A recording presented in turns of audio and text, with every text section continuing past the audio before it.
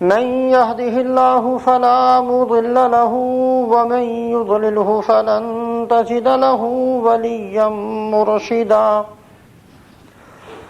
أما بعد فقال الله تبارك وتعالى: أعوذ بالله من الشيطان الرجيم. بسم الله الرحمن الرحيم. وما لكم ألا تنفقوا في سبيل الله ولله ميراث السماوات والأرض لا يستوي منكم من أنفق من قبل الفتح وقاتل أولئك أعظم درجة من الذين أنفقوا من بعد وقاتلوا وكلا وعد الله الحسنى والله بما تعملون خبير. من ذا الذي يقرض الله قرضا حسنا فيضاعفه له وله أجر كريم. وعن جعفر عن أبيه عن جده رضي الله تعالى عنهم قال: قال رسول الله صلى الله عليه وسلم: أبشروا وأبشروا إنما مثل أمتي مثل الغيث لا يدرى آخره خير أم أوله أو كحديقة أطعم منها فوج عاما ثم أطعم منها فوج عاما لعل آخرها فوجا أن يكون أعرضها عرزا وأعمقها عمقا وأحسنها حسنا. كيف تهلك أمة أنا أولها والمهدي أوسطها والمسيح آخرها ولكن بين ذلك فيح أعوج ليسوا مني ولا أنا منهم أو كما قال رسول الله صلى الله عليه وسلم. میرے محترم بزرگوں اور دوستو، ہم سب اس بات کو جانتے ہیں کہ دنیا میں اگر کسی چیز کی کمی اور قلت ہو جائے تو وہ چیز قیمتی بن جایا کرتی ہے. قحط کا زمانہ ہو تو اناج بہت قیمتی بن جاتا ہے. شدید قسم کی گرمی پڑ رہی ہو تو برف کی قیمت بڑھ جایا کرتی ہے. بالکل اسی طریقے سے اللہ رب العزت نے انسانوں کے اعمال کے زیادہ قیمتی اور کم قیمتی ہونے کے لیے اسی اصول کو اختیار فرمایا. ایسے وقت میں اگر کوئی عمل کیا جاتا ہے جبکہ اس عمل کے کرنے والے کم ہوں، زمین پر وہ عمل کم کیا جائے، اللہ کا وہ حکم کم پورا کیا جائے، تو اس حکم کا پورا کرنا اجر و ثواب کے اعتبار سے بہت زیادہ بڑھ جایا کرتا ہے. اسی وجہ سے قرآن پاک کے اندر ارشاد فرمایا: لا يستوی منکم من انفق من قبل الفتح وقاتل. جن لوگوں نے فتح مکہ سے پہلے ایمان کو قبول کیا ہے، جن لوگوں نے رسول پاک علیہ الصلاۃ والسلام کا ساتھ بالکل ابتدا میں دیا ہے، ان کی برابری بعد والے نہیں کر سکتے، اس لیے کہ ایسے وقت میں انہوں نے خدا کے حکم کو پورا کیا جبکہ خدا کا وہ حکم زمین پر بہت کم پورا ہو رہا تھا. ایسے وقت میں ہر اس چیز کی قیمت بڑھ جایا کرتی ہے جس چیز کی قلت دنیا کے اندر ہو. حضرت ابو بکر رضی اللہ تعالیٰ عنہ جب خلیفہ بنائے جاتے ہیں، ایک طرف تو حضرت محمد صلی اللہ علیہ وسلم کی جدائی کا زبردست صدمہ صحابہ پر موجود ہے، دوسرا یکدم حالات اتنے مختلف ہو گئے کہ حضرت ابو بکر رضی اللہ تعالیٰ عنہ کے خلیفہ بنتے ہی 4 طرح کے شدید مسائل پیش آئے. ایک مسئلہ تو یہ پیش آیا کہ بہت سارے جھوٹے نبوت کا دعویٰ کرنے والے پیدا ہو گئے. مسلمہ کذاب نے نبوت کا دعویٰ کر دیا، اسود عنسی نے نبوت کا دعویٰ کر دیا، طلحہ ابن خویلد نے نبوت کا دعویٰ کر دیا، ایک عورت تھی سجا اس کا نام تھا، اس نے بھی نبوت کا دعویٰ کیا. دوسری طرف یہ مسئلہ پیش آیا کہ وہ لوگ جو نئے نئے اسلام میں داخل ہوئے تھے اور داخل اسلام کو حق سمجھ کر نہیں بلکہ اس بات کو دیکھ کر کہ جہاں کہیں یہ جماعت جاتی ہے ان کی بڑی مدد ہوتی ہے، مسلمان ہو گئے. رسول پاک علیہ السلام نے پردہ فرمایا تو ان کے اندر کسی نے یہ بات مشہور کر دی کہ ساری جو مدد اس جماعت کی ہوتی تھی وہ تو حضور صلی اللہ علیہ وسلم کی وجہ سے ہوتی تھی، آپ نہیں رہے لہٰذا اب کوئی مدد ان کی نہیں ہوگی. ان لوگوں نے ارتداد کو اختیار کیا، مرتد ہونا شروع کر دیا. دوسرا یہ فتنہ تھا. تیسرا مسئلہ یہ پیش آیا کہ کچھ لوگوں نے زکوٰۃ دینے سے انکار کر دیا. وہ کہتے تھے ہم نماز بھی پڑھتے ہیں، روزہ بھی رکھتے ہیں، سب کچھ کریں گے، زکوٰۃ جب دل کرے گا دیں گے، جہاں دل کرے گا ادا کریں گے. چوتھا مسئلہ یہ پیش آیا کہ رسول پاک علیہ السلام نے بالکل آخر دنوں کے اندر ایک لشکر ترتیب دیا تھا جس پر حضرت اسامہ ابن زید رضی اللہ تعالیٰ عنہ کو امیر بنایا تھا، اور یہ لشکر آپ صلی اللہ علیہ وسلم کی حیات طیبہ میں روانہ بھی ہو چکا تھا. اب ان سارے مسائل کو دیکھ کر بڑے بڑے صحابہ حضرت ابو بکر رضی اللہ تعالیٰ عنہ کے پاس تشریف لائے اور آ کر کہا کہ جی آپ اس لشکر کو جانے سے روک لیں.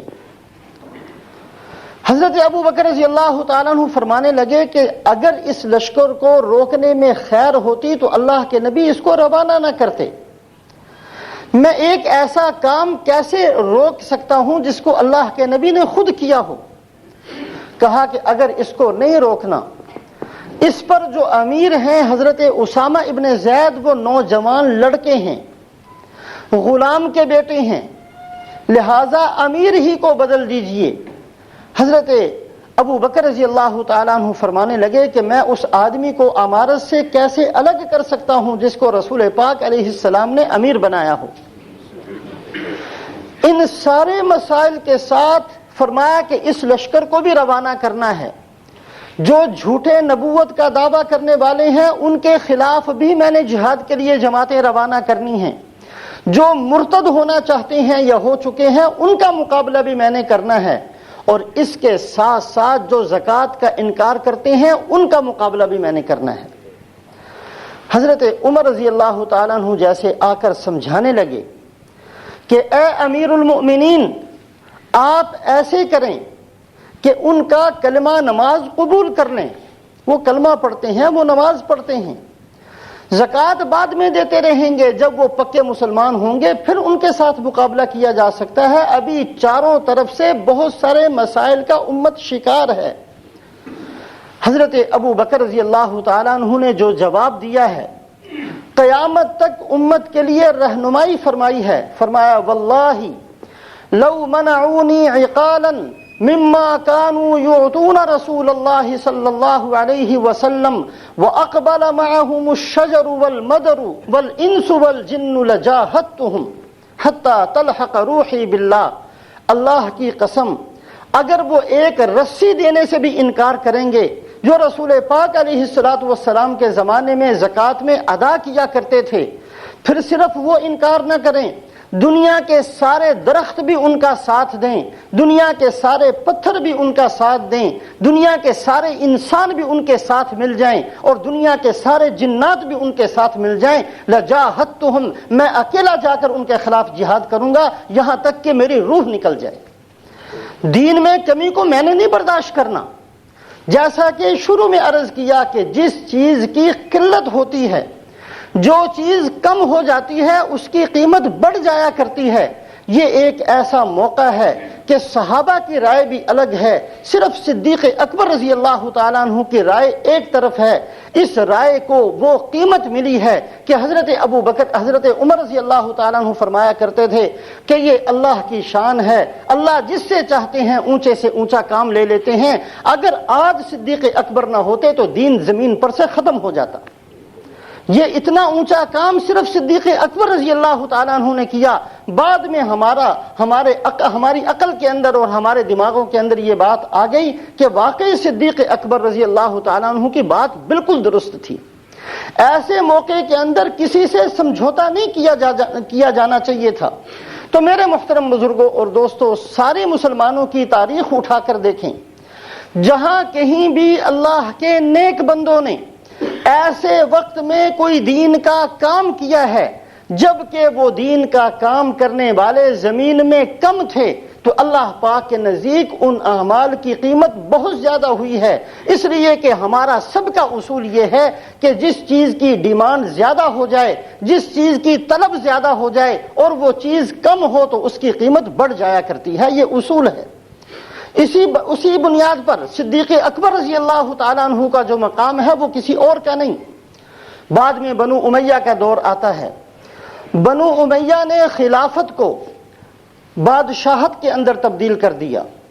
جتنا مال تھا، جو بیت المال کا مال تھا، اس مال کا آدھا حصہ اور بعض حساب سے اس مال کا 2/3 50% یا 66% صرف اپنی ذاتی چیزوں پر خرچ کرنے لگ گئے، اپنے خاندان کو اور اپنی چیزوں پر۔ بیت المال کا باقی حصہ جو عام مسلمانوں کے لیے تھا وہ صرف 33% رہ گیا۔ سارے کا سارا اتنا زیادہ کھانا پینا اور ایسی عیاشیاں شروع کی۔ حضرت عمر ابن عبدالعزیز رحمۃ اللہ علیہ نے خلافت کو سنبھالا۔ اب یہ اکیلے ہیں، حکومت بھی ان کا ساتھ دینے کے لیے تیار نہیں، ارکان دولت بھی ان کا ساتھ دینے کے لیے تیار نہیں۔ صرف حضرت عمر ابن عبدالعزیز رحمۃ اللہ علیہ نے حکومت کو سنبھالتے ہی سارے کا سارا ان سے لے کر دوبارہ بیت المال کے اندر جمع کر دیا۔ یہاں تک کہ جو ان کی اپنی بیوی ہے، ان کا نام ہے فاطمہ، یہ بادشاہ کی بیٹی تھی۔ اس کے 4 بھائی ہوئے، چاروں کے چاروں بادشاہ بنے۔ خامن ہے تو وہ بھی بادشاہ بنتا ہے۔ تاریخ میں کوئی ایسی عورت نہیں ہے جس کا باپ بھی بادشاہ ہو، جس کے بھائی بھی سارے بادشاہ بنے ہوں اور جس کا خامن بھی بادشاہ ہوا ہو، کوئی عورت ایسی نہیں۔ فاطمہ ہے، حضرت عمر ابن عبدالعزیز رحمۃ اللہ علیہ کی بیوی ہیں۔ ان کے پاس بہت سارا زیور تھا جو کہ بیت المال ہی سے لے کر باپ نے دے دیا تھا۔ حضرت عمر ابن عبدالعزیز فرمانے لگے، یا مجھ سے طلاق لے لو یا سارے کا سارا بیت المال میں جمع کر دو۔ وہ بھی سارے کا سارا جمع کر دیا۔ اب کھانے کے لیے کچھ نہیں، گھر میں تشریف لاتے ہیں تو چھوٹی سی بچی ہے، بات کرتی ہے تو منہ کے اوپر ہاتھ رکھ لیتی ہے۔ حضرت عمر ابن عبدالعزیز رحمۃ اللہ علیہ فرماتے ہیں، بیٹی کیا بات ہے، اچھی طرح کھل کر بات کیوں نہیں کرتی؟ کہا کہ ابا جان، کھانے کے لیے کچھ نہیں تھا، صرف پیاز میں نے کھایا ہے، اس لیے منہ پر ہاتھ رکھ کر بات کرتی ہوں کہ آپ اس بو کو محسوس نہ کریں، آپ کو تکلیف نہ ہو۔ کہا بیٹی، اگر تم یہ چاہو تو سارا بیت المال میں تمہیں دے دوں، لیکن تیرا باپ سیدھا جہنم میں چلا جائے، پسند ہے تو ایسے کر لو۔ کہا کہ جی نہیں، ہم اس بات کو پسند نہیں کرتے۔ اس اصول کو سامنے رکھیے کہ جس زمانے کے اندر جس چیز کی کمی ہوتی ہے، اللہ کے ہاں اس عمل کی قیمت بڑھ جایا کرتی ہے۔ اسی لیے سرکار دو عالم حضرت محمد صلی اللہ علیہ وسلم فرماتے ہیں، من تمسک بسنتی عند فساد امتی فلہ اجر 100 شہید۔ جو آدمی میری ایک سنت کو اس وقت پر زندہ کرے گا جبکہ امت کے اندر بگاڑ آ چکا ہوگا تو اللہ اس کو 100 شہیدوں کا ثواب دیں گے۔ قیمت بڑھ جائے گی عمل کی، عمل وہی ہوگا، لیکن چونکہ دنیا کے اندر اس کی کمی ہے، دنیا کے اندر اس کی قلت ہے، اللہ پاک اس کے اجر و ثواب کو بڑھا دیں گے۔ حضرت عمر ابن عبدالعزیز رحمۃ اللہ علیہ کے یہ کارنامے چونکہ وہ اکیلے کرنے والے ہیں، سنہری حروف میں قیامت تک موجود رہیں گے۔ دوسری بات یہ بھی سامنے رکھی جائے کہ مر تو سب نے ہی جانا ہے۔ جن لوگوں نے بیت المال کا مال اپنے باپ کا مال سمجھ کر کھاتے پیتے رہے اور خرچ کرتے رہے، دنیا میں وہ بھی نہیں رہے۔ یہ نہیں کہ ان کی قبریں سونے کی بنائی گئی ہوں، دنیا میں وہ بھی نہیں رہے، دنیا میں حضرت عمر بن عبدالعزیز رحمۃ اللہ علیہ بھی نہیں رہے، لیکن جو مقام اور مرتبہ خدا نے دنیا کے اندر ان کو دیا اور آخرت کے اندر دیا وہ ہم خود سوچ سکتے ہیں۔ حضرت عمر بن عبدالعزیز رحمۃ اللہ علیہ کے بعد ان کا جو سالہ تھا، ان کی بیوی کا بھائی، وہ خلیفہ بنا، یزید اس کا نام تھا۔ تو اس کے پاس ایک آدمی آیا، چونکہ حضرت عمر بن عبدالعزیز رحمۃ اللہ علیہ نے سارا مال لے کر دوبارہ بیت المال کے اندر جمع کر دیا تھا، جن کو جاگیریں دی تھی، چونکہ عام بادشاہوں کا طریقہ یہ تھا جس سے خوش ہو گئے اس کو بہت کچھ دے دیا، حالانکہ وہ اپنا مال نہیں ہوتا تھا، مسلمانوں کا مال ہوتا تھا۔ جاگیریں جو بے تحاشا دی تھی سب لے کر واپس بیت المال کے اندر جمع کر دیں۔ یزید کے پاس، یزید ابن عبد الملک کے پاس ایک آدمی آیا اور آ کر کہا جی مجھے آپ کے باپ نے ایک جاگیر دی تھی، عبد الملک نے۔ اس کے بعد آپ کا جو بڑا بھائی آیا، ولید اس کا نام تھا، اس نے وہ جاگیر میرے پاس رہنے دی۔ پھر اس کے بعد سلیمان آیا، اس نے وہ جاگیر میرے پاس رہنے دی۔ حضرت عمر بن عبدالعزیز رحمۃ اللہ علیہ آئے تو وہ جاگیر مجھ سے واپس لے لی، اب دوبارہ اللہ نے آپ کو حکومت دی ہے، وہ جاگیر مجھے دوبارہ واپس کر دیں۔ اسی انداز سے اس نے یہ مقدمہ پیش کیا۔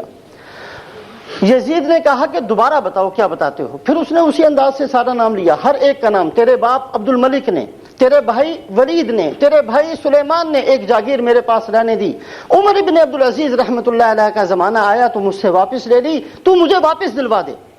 ہر ایک کا صرف نام لیتا رہا، اور جب حضرت عمر بن عبدالعزیز کا نام لیا تو رحمت اللہ علیہ وہ بندہ کہتا رہا، تو وہ یزید کہنے لگا کہ اللہ کے بندے، جس نے تیرے اوپر احسان کیا تھا بقول تیرے، تجھے جاگیر دی تھی، تو نے اس کا نام لیا تو رحمت اللہ علیہ نہیں کہا، تو نے دوسروں کا نام لیا جنہوں نے جاگیر تیرے پاس رہنے دی، تو نے تیرے دل میں ان کی کوئی قدر نہیں۔ جس بندے نے تجھ سے جاگیر چھین لی تھی اس کا نام لیتے ہوئے تو رحمت اللہ علیہ کہتا ہے اس بندے کا فیصلہ میں کیسے ختم کر سکتا ہوں جس کی عزت تیرے اپنے دل کے اندر موجود ہے۔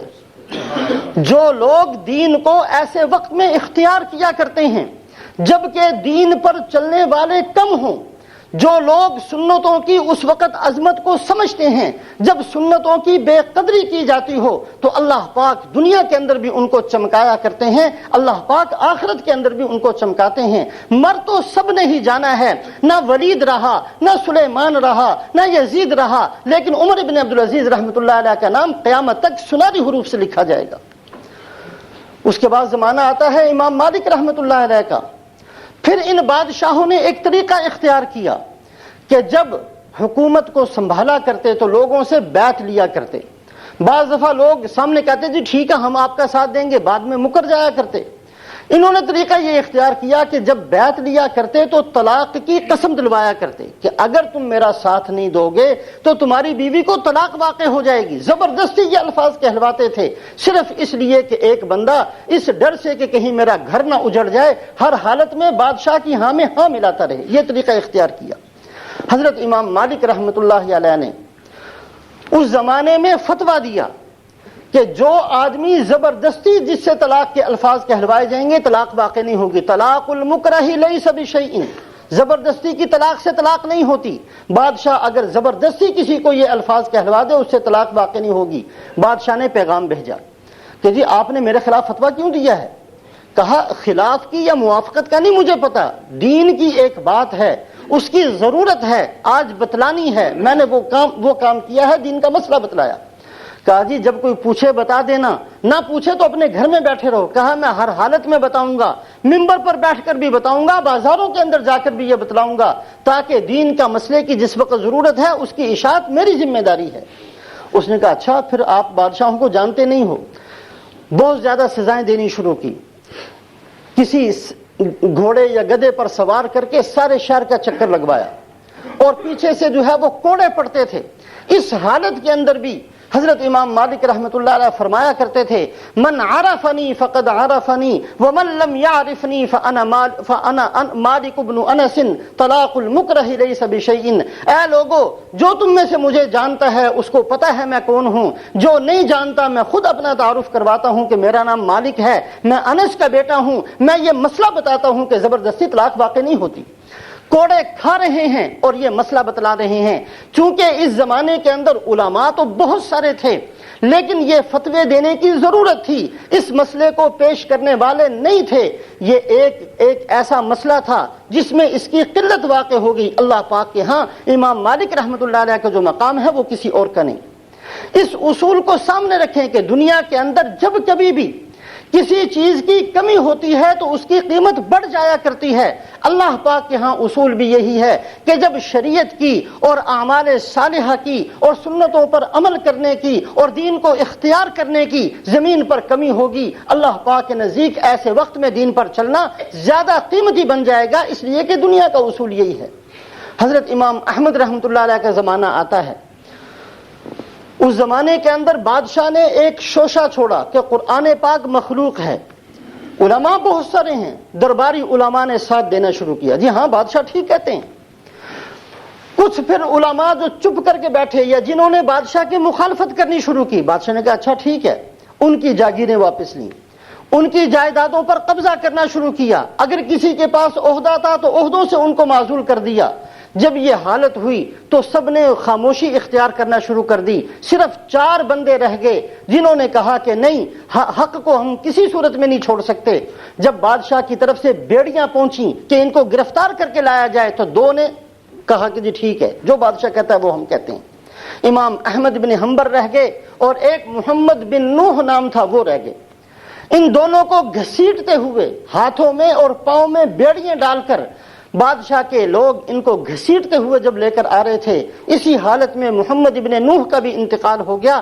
بادشاہ کے دربار میں پہنچے ہیں تو صرف امام احمد ابن حنبل رحمۃ اللہ علیہ ہیں۔ اس حالت میں چونکہ اب اس مسئلے کو بتلانے والا پوری دنیا میں کوئی نہیں ہے، اللہ پاک نے جو مقام دیا ہے حضرت امام احمد ابن حنبل رحمۃ اللہ علیہ کو، وہ کسی اور کا مقام نہیں۔ حضرت امام شافعی رحمۃ اللہ علیہ نے اس مسئلے سے پہلے، ابھی یہ واقعہ پیش نہیں آیا تھا، امام شافعی رحمۃ اللہ علیہ بھی 4 اماموں میں سے بڑے امام ہیں، انہوں نے ایک خواب دیکھا۔ خواب یہ دیکھا کہ سرکار دو عالم حضرت محمد صلی اللہ علیہ وسلم تشریف لائے اور آ کر کہا کہ امام احمد بن حنبل کو خوشخبری سنا دو کہ اللہ پاک ان سے ایک کام لیں گے، قرآن پاک کے بارے میں ان کو آزمائش اور مصیبت میں ڈالا جائے گا، لیکن وہ جمے رہیں، اور جب وہ جمے رہیں گے تو اللہ پاک ان کی برکت سے اس مسئلے کو قیامت تک کے لیے حل کر دیں گے۔ حضرت امام شافعی رحمۃ اللہ علیہ نے اپنے شاگرد ربیع ابن سلیمان کو کہا کہ جاؤ یہ خوشخبری سنا کر امام احمد بن حنبل کے پاس جاؤ۔ امام شافعی مصر میں ہیں، امام احمد بن حنبل ملک شام کے اندر ہیں، خوشخبری سنانے والا ملک شام پہنچتا ہے اور جا کر امام احمد بن حنبل رحمۃ اللہ علیہ کو وہ جو خوشخبری کا خط لکھا تھا وہ جا کر دیا۔ امام صاحب نے کھول کر پڑھا، امام شافعی رحمۃ اللہ علیہ کا خواب اس میں سارا لکھا ہوا تھا۔ کہا کہ اچھا یہ میری خوش قسمتی کہ مجھ سے دین کا کام لیا جائے گا۔ امام احمد بن حنبل کی آنکھوں میں آنسو آ گئے اور خوشی کے اندر اپنا کرتا اتار کر اس خوشخبری سنانے والے کو دے دیا۔ یہ مسنون طریقہ ہے کہ جو آدمی خوشخبری سنائے اس کو کچھ نہ کچھ ہدیہ دینا چاہیے، کچھ تھا نہیں، کرتا اتار کر ان کو دے دیا۔ یہ بندہ کرتا لے کر امام شافعی رحمۃ اللہ علیہ کے پاس پہنچا۔ امام شافعی رحمۃ اللہ نے فرمایا تم نے خط دیا؟ کہا دیا۔ کہا خط کو کیا کیا؟ کہا جی خط کو پڑھا۔ جب اس بات کو پڑھا ہے تو فوری طور پر اپنا کرتا اتار کر دیا۔ کہا کہ اچھا یہ امام احمد بن حنبل ہی کا مقام ہے، کوئی اور ہوتا تو یہ بات سن کر کہ اچھا مجھے مصیبت میں ڈالا جائے گا چیخنا چلانا شروع کر دیتا۔ امام احمد بن حنبل رحمۃ اللہ علیہ نے اس کو سعادت سمجھا، اس کو خوشخبری سمجھا، اس لیے کہ اللہ پاک اگر کسی سے دین کا کام لے لیں یہ اس کی سعادت ہے۔ یہ تو بالکل ایسے ہے جیسے بادشاہ کسی کو اپنا نوکر رکھ لے تو بادشاہ پر احسان نہیں جتلانا چاہیے کہ جی میں آپ کی خدمت کرتا ہوں، بادشاہ کی خدمت کرنے والے تو بہت ہیں، یہ بادشاہ کا احسان ہے کہ اس نے آپ کو ملازمت دی اور آپ کو اپنی ملازمت کے اندر رکھا، یہ بادشاہ کا احسان ہوا کرتا ہے۔ امام احمد بن حنبل رحمۃ اللہ علیہ نے اللہ کا احسان سمجھا، وہ کرتا اس کو دے دیا کہ بہت بڑی خوشخبری سنائی ہے۔ امام شافعی رحمۃ اللہ علیہ کے پاس یہ کرتا پہنچا، کہا اس کو پانی کے اندر تر کر کے وہ پانی رکھ لیا جائے، اور اس پانی کو اپنے چہرے پر ملتے تھے اور فرماتے تھے کہ شاید میری بخشش اس پانی کی وجہ سے ہو جائے، یہ ایسے آدمی کا کرتا ہے۔ تو میرے محترم بزرگوں اور دوستوں، جس زمانے کے اندر بھی جس زمانے کے اندر بھی کسی چیز کی کمی ہو جایا کرتی ہے، کسی چیز کی قلت واقع ہو جایا کرتی ہے، اللہ کے ہاں اس چیز کی عظمت بڑھ جایا کرتی ہے۔ دنیا کے اندر بھی یہی اصول ہے، جب کہیں کسی اللہ کے نیک بندے نے ایسے وقت میں دین کو اختیار کیا اور ایسے وقت میں امت کی صحیح رہنمائی کی جبکہ سارے دوسرے انسان اپنی دنیا کی مختصر زندگی کو سامنے رکھ کر ہٹ جایا کرتے ہیں، تو اللہ پاک نے ان کے مقام اور مرتبے کو بہت اونچا کیا۔ اس زمانے میں علماء بہت سارے تھے، لاکھوں کے حساب سے تھے، لیکن کسی کو وہ مقام اور مرتبہ نہیں مل سکا جو اس بندے کو ملا ہے جس نے کوڑے کھائے ہیں اور حق کی بات کو کہا ہے۔ امام احمد ابن حنبل رحمۃ اللہ علیہ کو، اور حضرت امام احمد ابن حنبل رحمۃ اللہ علیہ فرمایا کرتے تھے اس وقت میں جب کہ علماء آ کر سمجھاتے ہیں کہ جی آپ کو کیا مصیبت پڑی ہے بادشاہ کی مخالفت کرنے کی، آپ خاموشی اختیار کر جائیں، آپ اپنے گھر میں بیٹھ جائیں، بادشاہ خوش ہو جائے گا، بہت کچھ آپ کو ملے گا۔ یہ جب مجمع موجود تھا تو امام احمد بن حنبل رحمۃ اللہ علیہ فرمایا کرتے تھے ہمارا اور تمہارا فیصلہ ہمارے جنازے کریں گے۔ اور جب امام احمد بن حنبل رحمۃ اللہ علیہ کا انتقال ہوا ہے اس زمانے کے اندر جبکہ خبر پہنچانے کا کوئی جدید طریقہ نہیں تھا، اس زمانے کے اندر امام احمد بن حنبل رحمۃ اللہ علیہ کی نماز جنازہ میں 8 لاکھ مرد اور 60,000 عورتوں نے شرکت کی۔ 8 لاکھ مرد، حج کے اندر اتنا مجمع ہوتا ہے، 8 لاکھ مرد اور 60,000 عورتیں ان کے نماز جنازہ میں شریک ہوئی ہیں جبکہ خبر پہنچانے کا کوئی طریقہ نہیں تھا، اور اس کے اندر 18,000 یہودی مسلمان ہوئے صرف نماز جنازہ کو دیکھ کر۔ یہ خوش قسمت لوگ ہوتے ہیں جو اپنے آپ کو دین کے کاموں کے لیے استعمال ہو جانے کو اپنی خوش قسمتی سمجھتے ہیں۔ اللہ پاک ایسے لوگوں کو دنیا میں بھی چمکایا کرتے ہیں، ایسے لوگوں کو خدائے پاک آخرت کے اندر بھی چمکائیں گے۔ اور اس بات کو بھی سامنے رکھیں کہ مر سبھی چلے گئے دنیا سے، رہا کوئی بھی نہیں۔ اگر آج امام احمد بن حنبل نہیں ہیں تو وہ لوگ بھی نہیں ہیں جنہوں نے اپنی تھوڑی سی دنیا بنانے کے لیے حق بات کو چھپایا تھا، ان میں سے بھی کوئی نہیں ہے، نہ ان کا مال ہے، نہ ان کے پاس جو انہوں نے جمع کیا تھا وہ باقی بچا۔ دنیا سے چلے تو سب نے ہی جانا ہے، لیکن اللہ یہ دیکھتے ہیں کہ کون کیا کر کے ہمارے پاس پہنچا ہے۔ 7ویں صدی کے اندر، اب 15ویں صدی شروع ہے، 7ویں صدی کے اندر حکومت مسلمانوں کی بہت لمبی چوڑی تھی۔ مصر کے اندر بھی مسلمانوں کی حکومت، شام کے اندر بھی مسلمانوں کی حکومت۔ شام کا بادشاہ اور مصر کا بادشاہ دونوں مسلمان ہیں لیکن دونوں نے آپس میں لڑائی کرنی شروع کی۔ شام کے بادشاہ نے مصر کے بادشاہ کے مقابلے میں اور مصر والوں کے مقابلے میں عیسائیوں سے مدد مانگی۔ عیسائیوں نے کہا جی ہم مدد کرتے ہیں لیکن ہماری یہ شرطیں ہیں، ساری شرطیں اس نے قبول کی۔ یہ بدقسمتی صرف آج کے زمانے میں نہیں، بہت عرصے سے ہمارے اوپر مسلط ہے کہ بعض دفعہ ہم اپنوں سے لڑتے ہیں تو دوسروں کا ساتھ دے دیں گے، اپنوں کا نہیں دیتے۔ یہ بدقسمتی بہت عرصے سے اور بہت دفعہ ہوئی ہے، تاریخ سے سبق حاصل کرنا چاہیے۔ عیسائیوں نے کہا کہ جی ہماری تو شرطیں ہیں۔ بادشاہ نے 2 شہر اور کئی قلعے ان کو دے دیے کہ ان کے اوپر آج سے آپ کی حکومت، لیکن میں نے مصر والوں کا مقابلہ کرنا ہے اور ان کو نیچا دکھانا ہے۔ دونوں ہیں مسلمان، دونوں علاقوں کے رہنے والے مسلمان، دونوں کے حکمران مسلمان، لہذا عیسائیوں کی ہمت اور حوصلہ بہت زیادہ بڑھ گیا۔ اس زمانے میں عیسائیوں کا ہمت اور حوصلہ اتنا نہیں تھا، بہت زیادہ بڑھ گیا۔ وہ شام کے اندر آتے اور شام کے اندر آ کر مسلمان جو ہتھیار بنانے والے تھے انہی سے ہتھیار خریدتے اور پھر انہی کے اوپر چلاتے، اور کوئی ان کے خلاف جو ہے بادشاہ کے سامنے مطالبہ اور مقدمہ پیش کرنے والا نہیں تھا۔ شیخ عز الدین رحمۃ اللہ علیہ اس زمانے کے بزرگ تھے، انہوں نے فتویٰ دیا کہ ان عیسائیوں پر ہتھیاروں کو بیچنا حرام ہے۔ بادشاہ نے کہا کہ تمہیں کیا مصیبت پڑی ہے یہ فتویٰ دینے کی؟ کہا ضرورت ہے، اللہ پاک وعدہ لیتے ہیں اگر تمہیں دین کا علم دیا جائے تو ہر حالت میں اس کو پیش کرنا، اس لیے میں نے یہ مسئلہ بتلانا ہے۔ بادشاہ نے پکڑ کر اس کو اندر کر دیا، گرفتار ہو گئے، بہت عرصہ تک رہے۔ بادشاہ کو خیال آیا کہ چلو اب اس کو چھوڑ دینا چاہیے، کافی جیل کی ہوا کھا لیا، کچھ عقل ٹھکانے آ گئی ہوگی۔ بندے کو بھیجا کہ جاؤ کسی طریقے سے اس کو آمادہ اور تیار کرو کہ بادشاہوں کی مخالفت نہیں کیا کرتے۔ یہ بندہ گیا اور جا کر بڑی نرمی سے اس نے بات چیت کرنی شروع کی اور کہا جی آپ ایسے کریں کہ صرف ایک دفعہ آئیں اور بادشاہ کے ہاتھ کو بوسہ دے دیں، اس کے بعد میں خود ہی سنبھال لوں گا، میں خود ہی کہہ دوں گا کہ جی ان کو بڑی ندامت ہے اور بڑی شرم ہے اور اب جو ہے دوبارہ ایسی بات نہیں کریں گے، تو بادشاہ جو ہے آپ کو چھوڑ دیں گے۔ شیخ عز الدین رحمۃ اللہ علیہ نے فرمایا یا مسکین، واللہ یا مسکین، انی لا ارضى ان ان یقبل یدی فضلا ان اقبلہ یدہ، اے مسکین میں تو آج اس کے لیے بھی آمادہ نہیں ہوں کہ بادشاہ میرے یہاں جیل میں آئے اور آ کر میرے ہاتھ کو چومے گا تو میں اپنا ہاتھ کھینچ لوں گا۔ ایسے بدبخت کے سامنے میں اپنا ہاتھ بھی نہیں کر سکتا کہ میرے ہاتھ کو بوسہ دے، اور تو مجھے یہ کہتا ہے کہ میں بادشاہ کا جا کر ہاتھ چوموں؟ میں ایسا نہیں۔ یا قوم انکم فی واد وانا فی واد، اے قوم تم پتہ نہیں کس دنیا میں رہتے ہو، ہم کسی اور دنیا کے رہنے والے ہیں۔ ہم تو خدا کی امانت سمجھتے ہیں اپنی جان کو، خدا کی امانت سمجھتے ہیں اپنے مال کو، خدا کی امانت سمجھتے ہیں اپنی عزت کو۔ ہماری عزت تو وہ ہے جو خدا کے نام پر قربان ہو جائے، ہمارا مال تو وہ ہے جو اللہ کے راستے پر لگ جائے، ہماری جانیں تو وہ ہیں جو خدا کے دین کے لیے قربان ہو جائے۔ تو ہمیں کون سے مشورے دیتے ہیں؟ بادشاہ نے کہا اس کو اندر ہی رہنے دو۔ عیسائیوں کا بادشاہ سے ملنے کے لیے آیا، مسلمان بادشاہ سے۔ مسلمانوں کا بادشاہ چونکہ ساتھ ہی تھا، شیخ عز الدین رحمۃ اللہ علیہ قرآن پاک پڑھ رہے تھے، اس کی آواز آ رہی تھی، تو مسلمانوں کے بادشاہ نے عیسائیوں کے بادشاہ سے کہا یہ آواز سنتے ہیں؟ کہا ہاں آواز تو مجھے آ رہی ہے۔ کہا ھذا اکبر خصوص المسلمین، یہ مسلمانوں کا بہت بڑا پادری ہے۔ بادشاہ کے الفاظ یہ ہیں، عالم نہیں کہا۔ یہ بھی ہماری بہت پرانی بدقسمتی ہے، آج بھی انگریز تو امام کا لفظ استعمال کرتے ہیں اور ہم پریسٹ کا کرتے ہیں۔ یہ ہماری ذہنی پستیاں ہیں، بہت عرصے سے ہمارے اوپر مسلط ہیں۔ ہم انگریزی کے الفاظ استعمال کریں گے اور انگریز ہمارے الفاظ استعمال کرتے ہیں، یہ ہماری ذہنی پستی ہے، اور ہم نے پتہ نہیں اپنے آپ کو کہاں لے کر جانا ہے۔ ان چیزوں کی سوچنے کی عقل بھی آج ہمارے اندر نہیں۔ بادشاہ نے کہا ھذا اکبر خصوص المسلمین، یہ مسلمانوں کا بہت بڑا پادری ہے، اور پتہ ہے میں نے اس کو اندر کس لیے کیا؟ اس نے کہا جی مجھے تو نہیں پتا۔ عیسائیوں کے بادشاہ نے کہا مجھے نہیں پتا آپ نے کیوں اندر کیا؟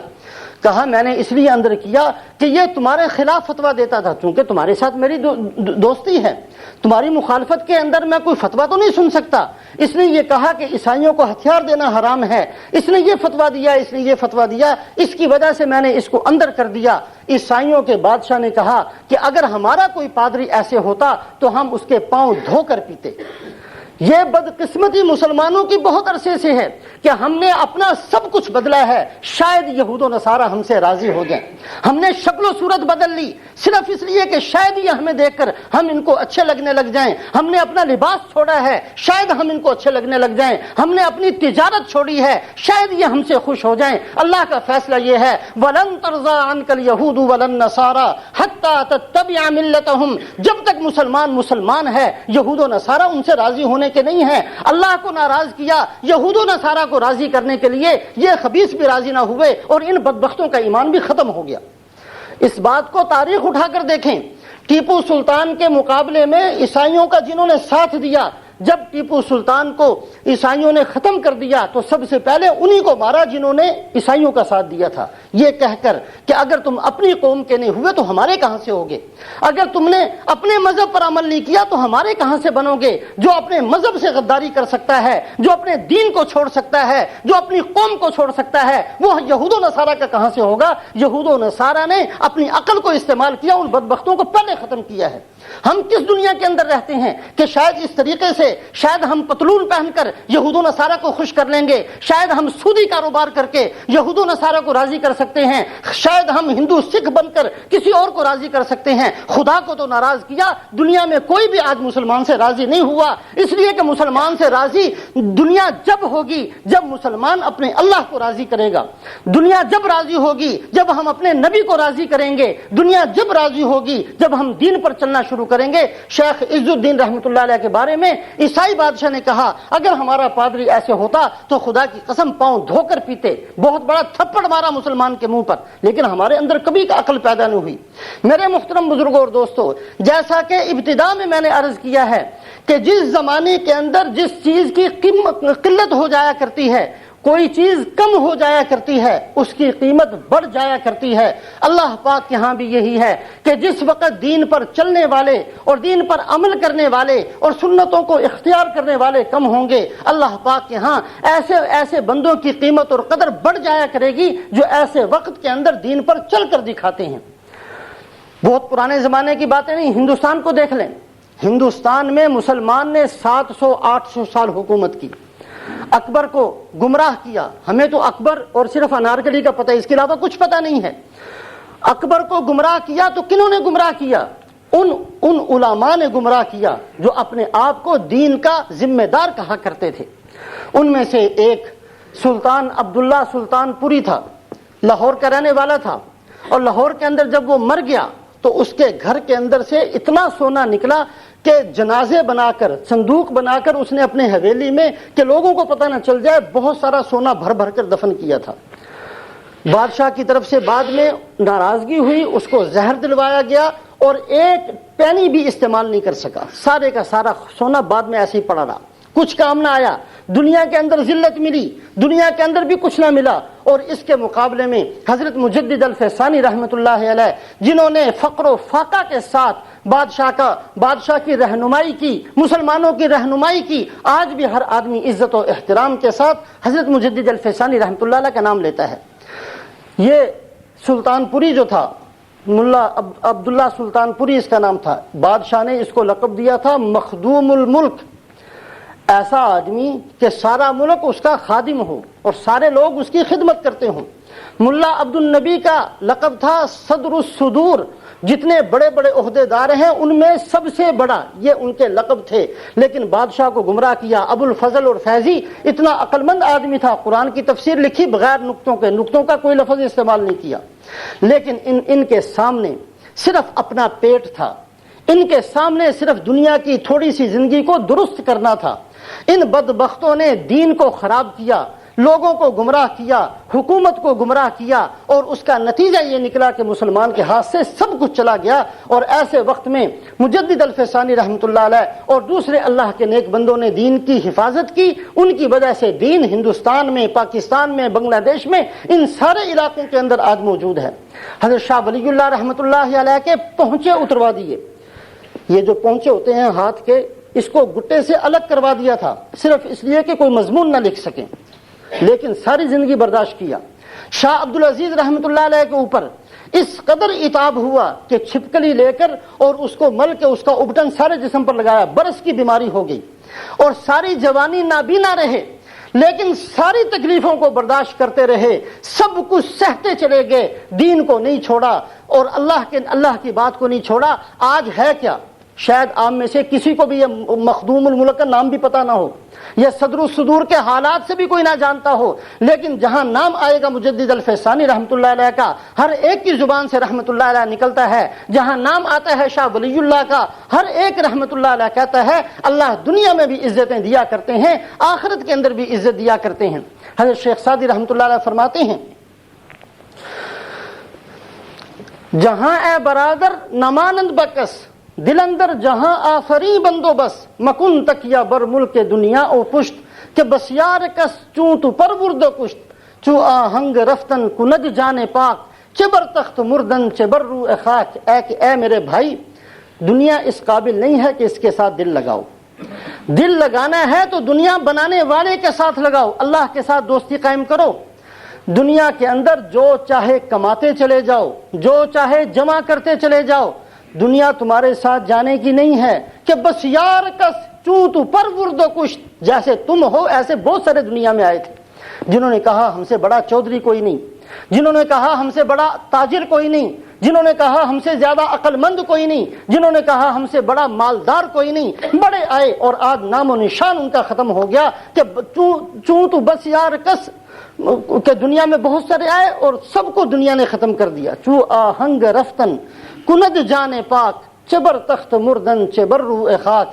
جب یہ بات پکی ہے کہ مرنا ہی ہے تو سونے کے تخت پر مرو یا مٹی کے اوپر مرو، جان تو نکل ہی جانی ہے، کوئی فرق نہیں پڑتا۔ ایک آدمی سونے کے بستر کے اوپر مر جائے، جان تو اس کی بھی نکل گئی، یہ یہیں رہ جائے گا، جانا اس نے بھی خالی ہاتھ ہے، اور جانا اس نے بھی خالی ہاتھ ہے جو مٹی کے اوپر مر گیا۔ میرے محترم بزرگوں اور دوستو، آج اس معاشرے کے اندر جس میں میں اور آپ ہیں، دنیا کمانے والے بہت سارے ہیں، مر مر آگے، کوئی باقی نہیں ہے ان میں سے، بہت ساری جمع کی، شاید کوئی نام لینے والا بھی نہیں بچا۔ آج تجارت کے نام پر محنت بہت ساری ہے، آج سیاست کے نام پر محنت بہت ساری ہے، آج بہت کچھ ہم نے کیا ہے۔ ضرورت ہے اس بات کی کہ آنے والی نسلوں کی دینی تعلیم و تربیت کا انتظام بھی ہم کریں۔